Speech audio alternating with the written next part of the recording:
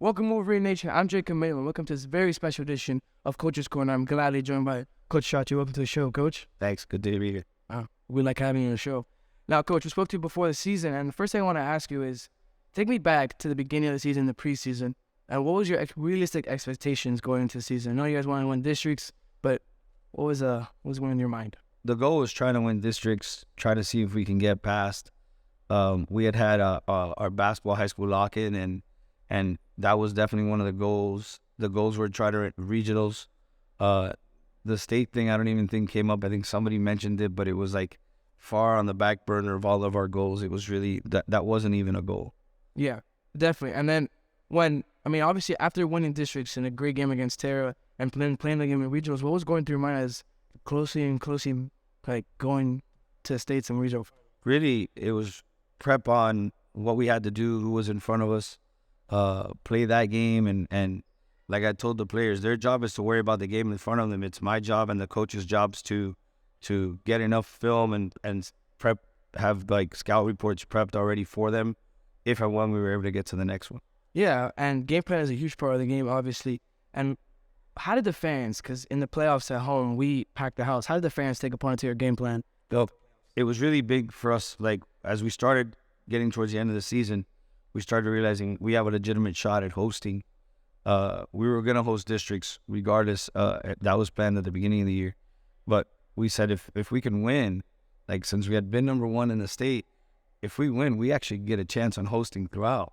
And it was such a big and a tight race between us and Suncoast for the number one seed that it was huge. The thought process of that was like, wow, and if we do this, we can host every game. Yeah. And that was just like on a back burner thought. The reality was, let's just worry about, teams in front of us. Terra's a bad mismatch for us. Their coach had been my assistant coach for quite some time, and he does an amazing job.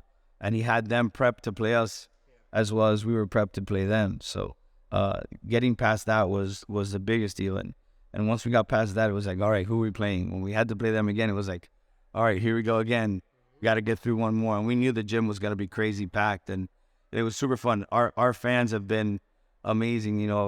Sports Center did a thing on some group of fans doing the Moses parting of the Red Sea. Well, we'd been doing that before I even got to Belen.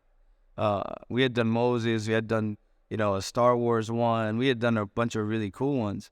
And it was like ours hadn't gotten on the Sports Center, so I was a little upset that ours didn't, and this school in the middle of nowhere got on it. And I thought, you know what? Our fans are amazing. And for preparation, it was a really big deal. We had to work on hand signals, which we hadn't had to do all year long. I yell a lot, like instructions throughout the game. So that was also a big deal. Trying to work on signals or if this was happening, these are the automatic calls that we're doing.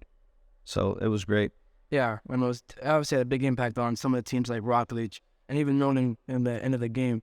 And Coach, after regionals, after getting that hump and we made it to Lakeland, we had to talk about the game winner in the semifinal, obviously.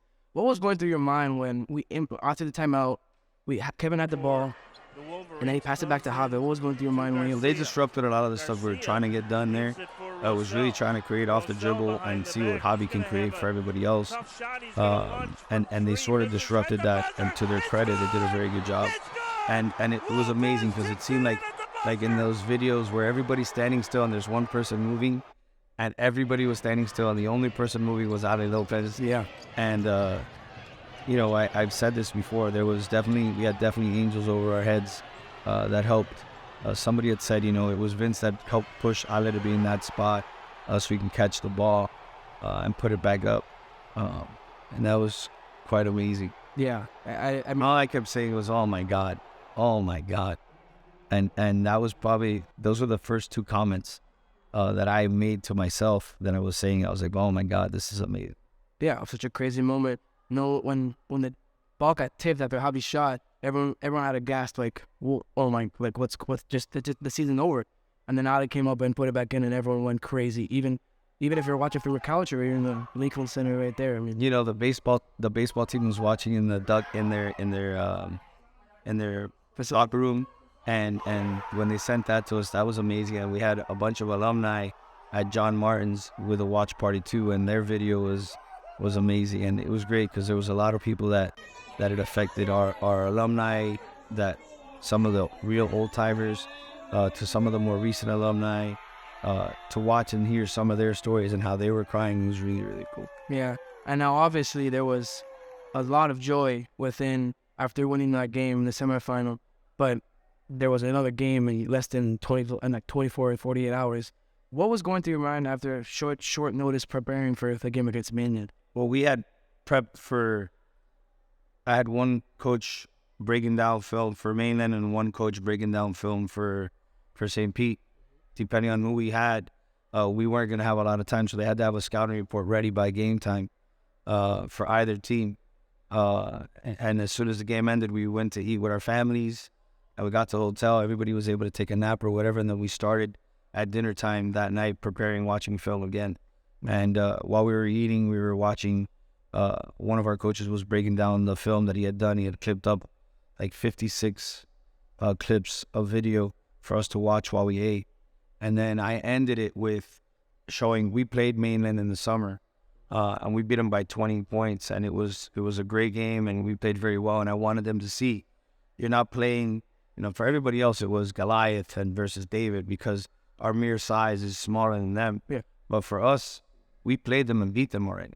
So it was really a thing of, you got to see you've already done this.